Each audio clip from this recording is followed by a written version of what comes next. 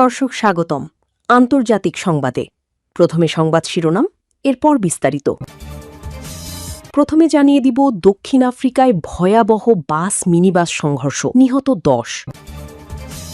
আরও জানিয়ে দিব 24 ঘণ্টায় হরমুজ পার হয়েছে 31 জাহাজ। আরও জানিয়ে দিব 38 মাসে বিশ্বের বৃহত্তম রেল স্টেশন, রোবট বাহিনী দিয়ে চীনের অবিশ্বাস্য কীর্তি। আরও জানিয়ে দিব ইরান যুদ্ধের প্রতিক্রিয়ায় ন্যাটো নিয়ে ট্রাম্প খুবই হতাশ, রুবিও। সর্বশেষ জানিয়ে দেব ইউরেনিয়াম বিদেশে যাবে না, মুজতবা খামেনির নির্দেশ। দক্ষিণ আফ্রিকায় ভয়াবহ মিনিবাস সংঘর্ষ, নিহত 10। দক্ষিণ আফ্রিকার পূর্বাঞ্চলীয় প্রদেশ উম্পুমালাঙ্গায় ভয়াবহ সড়ক দুর্ঘটনায় অন্তত 10 জন নিহত হয়েছেন। বৃহস্পতিবার 21 মে সকালে একটি মিনিবাস ট্যাক্সি ও যাত্রীবাহী বাসের মুখোমুখি সংঘর্ষে এই প্রাণহানি ঘটে। স্থানীয় কর্তৃপক্ষের বরাতে চীনের সংবাদ সংস্থা সিনহুয়া জানায়, দুর্ঘটনাটি ঘটে স্থানীয় সময় সকাল 5:15। Mpumalanga department of community safety, security ও লিয়াইজনের বরাতে বলা হয়েছে, নিহতদের সবাই মিনিবাস ট্যাক্সির যাত্রী ছিলেন, যার মধ্যে চালকও রয়েছেন। প্রাথমিক তদন্তে জানা গেছে, দুর্ঘটনার সময় এলাকায় ঘন কুয়াশা ছিল, যার কারণে দৃশ্যমানতা কমে যায়। এতে সংঘর্ষের ঝুঁকি বেড়ে যায়। ঘটনাস্থলেই 8 জন মারা যান, একজন হাসপাতালে নেওয়ার পথে এবং আরেকজন চিকিৎসাধীন অবস্থায় মারা যান।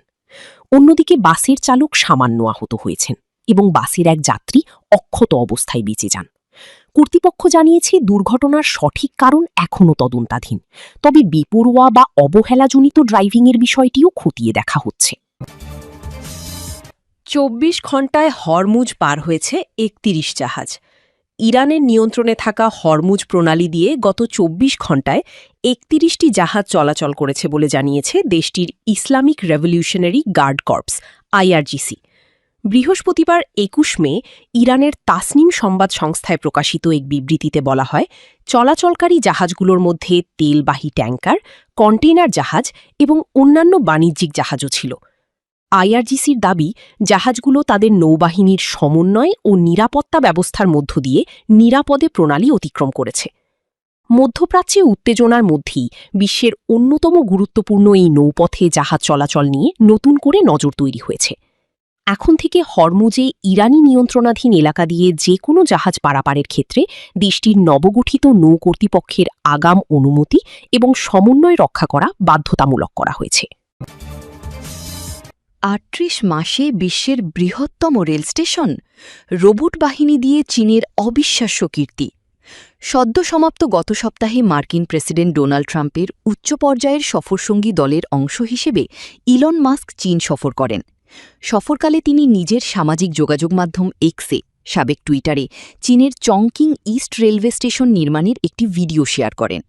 মেঝের আয়তনের দিক থেকে এটি বর্তমানে বিশ্বের সবচেয়ে বড় রেল স্টেশন। গণপরিবহন নিয়ে অতীতে বহুবার সংশয় প্রকাশ করা ইলন মাস্ক কেন এই ভিডিও শেয়ার করলেন তা নিয়ে বিশ্বজুড়ে কৌতূহল তৈরি হয়েছে। তবে এর চেয়েও বেশি আলোচনায় এসেছে স্টেশনটির নির্মাণ কাহিনী। কারণ মানুষ ও রোবটের সমন্বয়ে মাত্র 38 মাসে এই বিশাল স্থাপনা নির্মাণ করেই নতুন নজির গড়েছে চীন। দক্ষিণ পশ্চিম চীনের অভ্যন্তরে অবস্থিত চংকিং শহরটি জনসংখ্যা ও প্রশাসনিক পরিসরের দিক থেকে দেশটির বৃহত্তম শহরগুলোর একটি এবং গুরুত্বপূর্ণ অর্থনৈতিক কেন্দ্র। দ্রুত বাড়তে থাকা যোগাযোগ চাহিদা পূরণ এবং বিদ্যমান উত্তর স্টেশনের উপর চাপ কমাতে নির্মাণ করা হয়েছে Chongqing east railway station.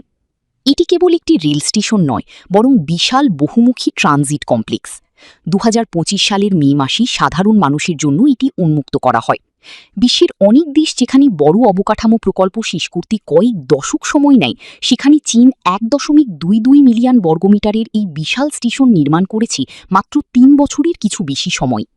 1.22 million বর্গমিটার আয়তনের এই স্টেশনে রয়েছে 15টি প্ল্যাটফর্ম ও 29টি ট্র্যাক, যা 3টি পৃথক রেলইয়ার্ডে বিভক্ত। ব্যস্ত সময়ে প্রতি ঘণ্টায় প্রায় 16,000 যাত্রী পরিচালনার সক্ষমতা রয়েছে এর। 8 তলা বিশিষ্ট এই কমপ্লেক্সে হাই স্পিড রেল, সাধারণ রেল, মোনোরেল, বাস ও ট্যাক্সি সব ধরনের পরিবহন ব্যবস্থার সমন্বিত সুবিধা রাখা হয়েছে। সিনহুয়ার প্রতিবেদনে বলা হয়েছে, 2022 সালের মে মাসে নকশা চূড়ান্ত হওয়ার পর থেকে 2025 সালের মে মাস পর্যন্ত মাত্র 38 মাসে প্রকল্পটি সম্পন্ন করা সম্ভব হয়েছে মূলত এক রোবট বিপ্লবের কারণে। 40 ডিগ্রি সেলসিয়াসেরও বেশি তাপমাত্রা এবং দুর্গম পাহাড়ি এলাকায় পরিচালিত এই নির্মাণ কাজে ব্যাপকভাবে ব্যবহার করা হয়েছে অত্যাধুনিক রোবট প্রযুক্তি। লেজার গাইডেড 4 হুইল স্ক্রিড রোবট, যাতে ছিল লাইডার, কৃত্রিম বুদ্ধিমত্তা, এআই ও 5G প্রযুক্তি। ইরান যুদ্ধের প্রতিক্রিয়ায় ন্যাটো নিয়ে ট্রাম্প খুবই হতাশ, রুবিও। যুক্তরাষ্ট্রের শীর্ষ কূটনীতিক মার্কো রুবিও জানিয়েছেন, ইরান যুদ্ধ পরিস্থিতিতে ন্যাটো জোটের প্রতিক্রিয়া নিয়ে প্রেসিডেন্ট ডোনাল্ড ট্রাম্প খুবই হতাশ। রুবিও বলেন, যুক্তরাষ্ট্র ইসরায়েলের যৌথ সামরিক অভিযানের সময় স্পেনের মতো কিছু দেশের মার্কিন সামরিক ঘাঁটি ব্যবহারের অনুমতি না দেওয়ার সিদ্ধান্ত ওয়াশিংটনের অসন্তোষকে আরও বাড়িয়েছে। তিনি সাংবাদিকদের বলেন, ন্যাটো কেন ইউরোপের জন্য ভালো তা জানি, কিন্তু আমেরিকার জন্য এটি কেন ভালো? কারণ এটি আমাদের এমন ঘাঁটি দেয় যেগুলো ব্যবহার করে আমরা মধ্যপ্রাচ্য বা অন্য কোথাও জরুরি পরিস্থিতিতে শক্তি প্রদর্শন করতে পারি। এ সময় রুবিও প্রশ্ন তোলেন, যদি ন্যাটোতে থাকার মূল যুক্তিই হয় এ ধরনের ঘাঁটি ব্যবহার করা, আর তখন যদি স্পেনের মতো দেশ সেই ঘাঁটি ব্যবহার করতে না দেয়, তাহলে প্রশ্ন ওঠে তারা কেন ন্যাটোতে আছে? তিনি জানান, যুক্তরাষ্ট্র ইরান যুদ্ধ প্রচেষ্টায় ন্যাটো সদস্য দেশগুলোর প্রতিক্রিয়া নিয়ে ট্রাম্প খুবই হতাশ ছিলেন। সূত্র আল জাজিরা। ইউরেনিয়াম বিদেশে যাবে না, মোজতবা খামেনির নির্দেশ। ইরানের হাতে থাকা ইউরেনিয়াম অন্য কোনো দেশে পাঠানো যাবে না বলে নির্দেশ দিয়েছেন দেশটির সর্বোচ্চ নেতা আয়াতুল্লাহ মোজতবা খামেনি। ইরানের 2 জ্যেষ্ঠ সূত্রের বরাতে এমন তথ্য জানিয়েছে রয়টার্স।